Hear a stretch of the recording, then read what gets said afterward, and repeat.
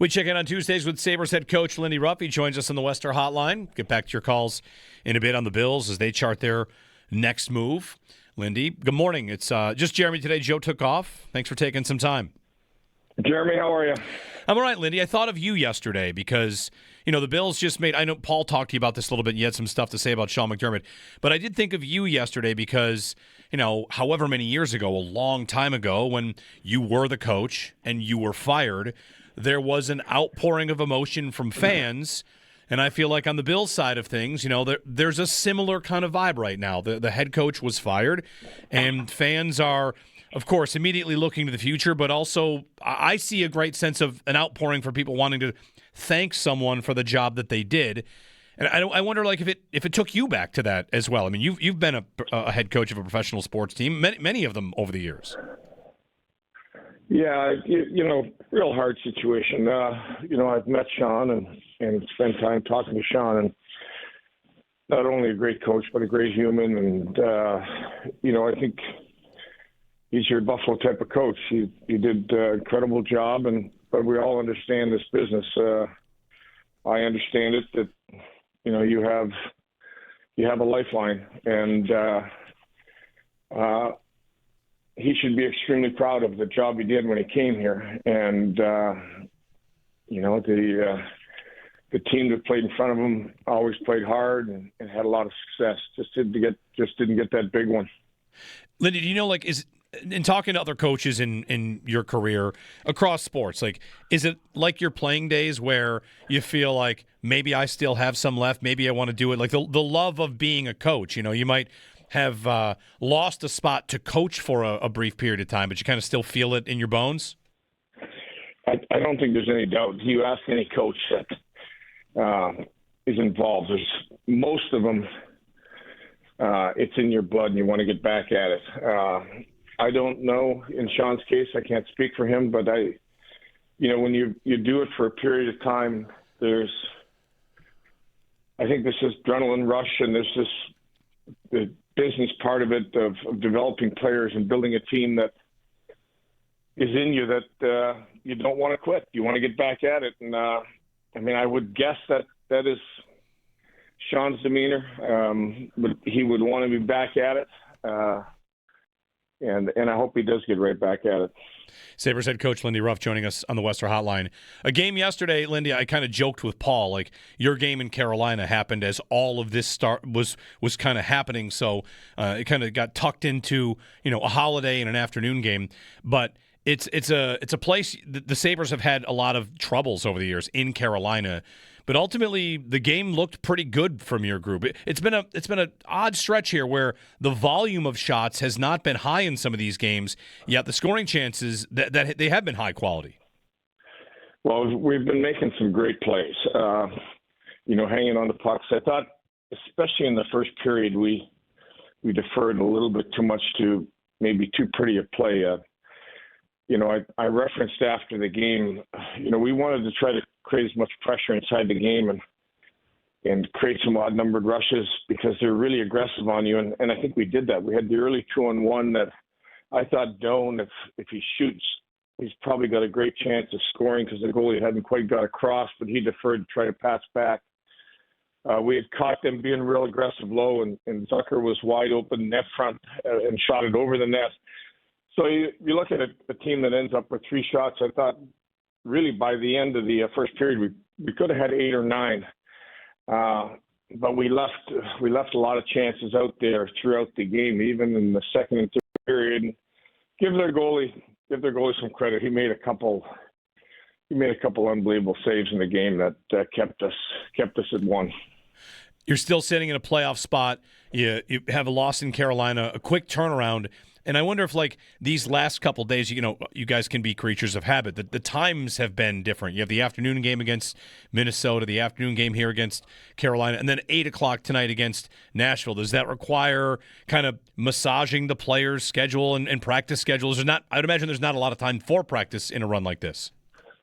No, there won't be time for practice, but because we dealt with an afternoon game yesterday in Nashville, staying downtown here, we're close to the arena, we'll try to just get in a regular routine. We'll go down to the rink with the players and won't skate, but we'll do our regular meetings and go through the normal game day stuff. We may have some extra players that go on the ice, but we won't be changing much. What is the latest, Lindy, on Josh Norris? The latest I got from him is doing better. When we left, he was optimistic about getting back on the ice here later this week. So for me, that's real encouraging. Sabres head coach Lindy Ruff joining us on the Western Hotline. They'll play in Nashville tonight. Tage Thompson, Lindy, his game against Montreal, like an incredible game on 05-06 night, throwback night there, and the building humming, and you got the best you get from Tage, who appears to be in a really, really good spot with his game all around. Yeah, he really is in a good spot. And I think you look at the opportunities he had. He had 2 or 3 great opportunities last night. And then late in the game, just to push with the goalie out and a couple of plays he made there. He's really trying to be a difference maker every night. Got his game in a great place. In all 3 zones, there's more than just scoring. He's been playing against, a lot of times the matchup is top lines.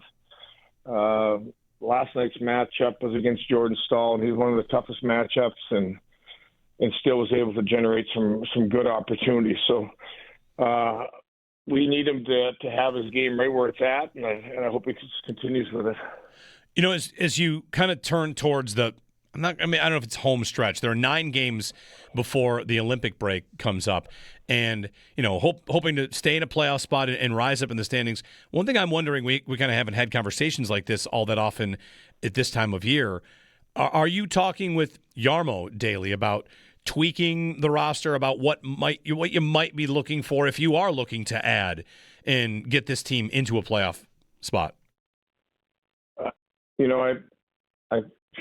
had a lot of conversations. I think you have conversations about players. I think Jarmo has stepped in and with his staff, him and Mark, and evaluating, asking questions. We talk every night after the game about players and in the game, who we liked, who we didn't like, what we think could make our team better. We spend a lot of time talking about the style of our play and winning hockey. And I think we've been playing winning hockey, and I think there's still maybe one more step to that, where there's still some times I don't believe we manage the puck in some key situations, but we spend a lot of time on that. We know we're a young team. We talk about where we think these players can get to. And does that mean, not exactly making it about threatening players to go, but with a new set of eyes, the GM here might kind of be slotting in, well, these are the pieces I might think might be core pieces, and you guys are kind of handling it in that way as this team starts to kind of move in that direction? I think that's fair. I think you always look at your team and you feel what are the core pieces and who can be the next core piece, the next young guy. You look at a guy, Helenius, who just came up and played. So there's all different things you weigh, and you look at it to who can be a big piece in the future and who can help us right now. And ultimately, our goal is to be in the playoffs. And you get in the playoffs, your goal is to win the Stanley Cup. And we've been right there with a lot of teams this year, and we just got to make sure we make it. On Helenius, what'd you think of him? I know it's one game, it's 10 minutes of ice time, but is it, and for you, trying to get an idea of what he's going to be as a Buffalo Sabre, is it feeling it out at this point? How many games, how many shifts before you start to really give him feedback on what he did? Is 10 minutes on the ice enough? Yeah, I look at it. He plays his first NHL game in probably one of the toughest buildings to play in, against probably one of the tougher teams to play against with the structure that they have. I thought his first showing was good. I by no means thought that was going to be an easy game for him to play in. I thought he made a great play to Dahlin on a backside one-timer. I don't know if you saw the play or not, but a real good look in the offensive zone. He played well away from the puck. I thought